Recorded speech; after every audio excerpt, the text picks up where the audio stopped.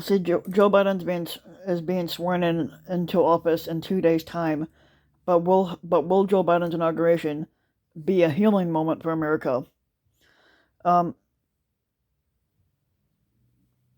with each transfer of a presidential power, a new chapter in the American experience begins. Although every previous presidential inauguration has had its unique moment, events preceding the 2021 inauguration have already assured that it will clearly have an unprecedented storyline. Joe Biden will not only be the oldest person to ever take office, but the most experienced.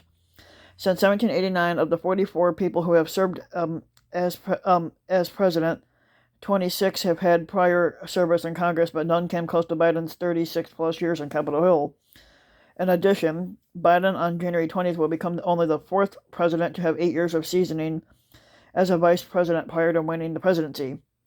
At the 2021 inauguration, America will also witness something that has never happened before. Kamala Harris, a woman, and the mixed race daughter of immigrants from India and Jamaica, will raise her right hand and be sworn in as Vice President of the United States. And Harris carries the hopes of women and non white Americans that are thrilled by her ascension.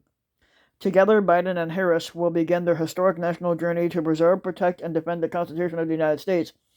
Facing a delicate set of challenges, they inherit a deeply divided nation experiencing economic insecurity, social unrest, and a crippling pandemic, and the worst assault also on the U.S. Capitol since the War of 1812, and a departing squatter that's reluctant to leave office. Historian Robert Dallek, who's an author of Franklin D. Roosevelt, the author of Franklin D. Roosevelt, A Political Life, says the parallels between when Roosevelt took office in the middle of the Great Depression and now can be overdrawn, but there is a common thread. Basically, any president that's facing pressure to restore faith in the democracy itself, the challenges ahead for Biden, Dallek feels, are not so far removed from what Franklin Roosevelt faced. He understood it, as he said in 33 different inaugural addresses, that this nation is asking for action and action now, and I think that's the same adage that will be in the forefront of Biden's mind. An anxious citizenry, as well as much of the world, will be watching and listening intently to see how President Joe Biden and Vice President Harris move America forward from the current unprecedented political chaos and begin to restore the country's global leadership and democratic ideals. Although it is probably unfair to expect Biden to deliver a timeless inaugural just like Lincoln, FDR, or Kennedy, but his speech should change the tenure in Washington and set the tone for other leaders to begin the difficult process of healing. Even before those shocking images emerged from January 6th attack on the Capitol, COVID-19 had dramatically altered plans for this year's inauguration. Events have been significantly curtailed, and Americans are being urged to avoid traveling to Washington and limiting any gatherings at the inauguration. Biden and Harris still plan to take their oaths on the west front of the Capitol, overlooking the mall, which is a tradition that started with Ronald Reagan back in 1981. But only about 1,000 instead of 200,000 tickets will be available to attend the ceremony, and attendees will have to wear masks and maintain social distancing within the ticketed parameters, and COVID-19 testing may be required for anyone seated on the main platform near Biden and Harris. It's likely the choir that is usually positioned on risers behind the president will not be feasible. But the Marine Band, which has played at every inauguration since 1801, is still scheduled to participate. The viewing stands that had been constructed along the traditional parade route down Pennsylvania Avenue have been taken down, and the organizers say that they will host a virtual parade featuring people from across the country, much like the virtual roll call at the Democratic National Convention back in August. The Biden Inaugural Committee is also planning a lighting ceremony at the Lincoln Memorial reflecting pole to honor those killed by the coronavirus on the evening of January 19th. The committee has invited communities around the country to join Washington on lighting up buildings and ringing church bells at 5:30 p.m. in a national moment of unity and remembrance. There has been some discussion of having a more festive celebration around July 4th, given the limited ability to celebrate now. The all-important question right now is, however, is whether there will be a peaceful transfer of power on January 20th. Pumpkin Tits' announcement that he will not attend the inauguration certainly does not guarantee that his inbred sycophants will somehow attempt to disrupt the ceremony.